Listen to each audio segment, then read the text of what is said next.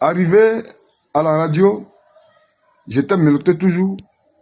Et ils m'ont reposé la question. Ils disent non, moi je ne suis pas drogué, je ne vends pas la drogue, je n'ai jamais connu la drogue, je ne fume même pas la cigarette. Ils disent bon, ça là on enlève. Et ils ont enlevé leur téléphone, ils m'ont montré moi-même ma photo. Ils disent oui, effectivement c'est moi. Et ils me montrent la photo de la fédérale. Et la dame là, tu la connais? Il dit oui, effectivement je la connais, c'est ma maman. Ils disent non, laisse affaire de maman là. Toi et la dame là, qu'est-ce que vous faites? Vous êtes quoi? Il dit non. La dame, elle est fédérale, PPACI, ici à commune. Moi, je suis dans son bureau, je suis un adjoint. Je gère les sections là-bas. Il dit, voilà. Effectivement, c'est pas question de drogue, on t'a pris, mais c'est parce que tu es au PPACI, tu es du bureau fédéral.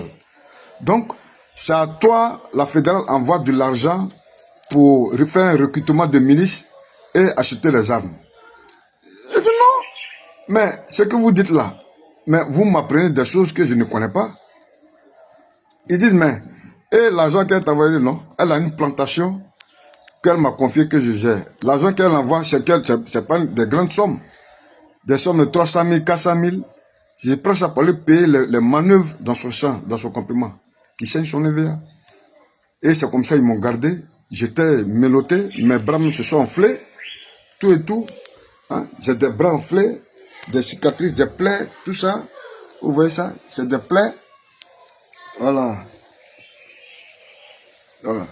Voilà. Les traces de menottes. Tout ça là. Voilà. Des traces. Donc, mes bras se sont enflés. C'est maintenant que ça va un peu. Donc, de là, on a été. Ils sont allés prendre la fédérale et on nous a déportés à Abidjan. Depuis ici jusqu'à Abidjan, j'étais menotté. Les deux bras menottés, puis ils ont fait passer mes deux bras en bas de mon pied. Et en coup de route, ces gens-là, ils se sont arrêtés 3 fois en coup de route. En pleine nuit 2 h du matin, 3 h du matin, ils garent, ils sortent, ils vont, ils discutent, ils reçoivent des appels, ils fument, je ne sais pas qu'est-ce qu'ils fument, ils reçoivent des appels, ils finissent de communiquer, ils viennent, ils montent. Bon, allons, on va avancer un peu. Et puis souvent, ils vont encore. À un moment donné, dans un coin isolé, en pleine route, en pleine nuit, ils garent encore. Bon, je ne sais pas ce qu'ils avaient en tête, je ne sais pas qu'est-ce qu'ils mijotaient. Bon, on a continué comme ça jusqu'à arriver à Abidjan, à la brigade de recherche. Donc, moi, ils m'ont dépouillé. J'avais une somme de 44 500 francs sur moi. Mes 2 téléphones avec ma moto. Ils m'ont pris avec ma moto depuis ici jusqu'à Abidjan ici. Ma moto Absolique que je roulais pour faire le travail du parti. Donc, voilà un peu comment, dans les conditions qu'ils nous ont pris. Et arrivé à la brigade de recherche, les gendarmes qu'on a trouvés, sincèrement, ils nous ont bien reçus, on a été bien traités. Et le lendemain, on a été déportés devant madame le juge. Et la juge, vraiment, on n'a pas pu, elle ne nous a pas posé toutes les questions. Et c'est comme ça qu'on a été libérés.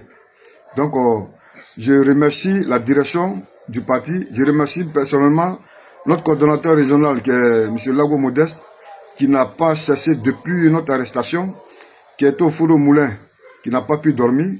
Et ce matin-là même, notre coordonnateur régional, qui est Lago Modeste, nous a rendu visite sur la fédérale à Paye. Donc, vraiment, je remercie notre président Laurent Gbagbo, qu'il tienne bon. Voilà, qu'il tienne bon. Ces influences-là ne peuvent pas nous faire baisser les bras. Au contraire, il nous faut éveiller, ils veulent, pour que toujours, on soit toujours fort dans le combat. Donc, nous allons continuer la lutte. Tant que le président Laurent Gbagbo ne baissera pas les bras, nous ne baisserons jamais les bras.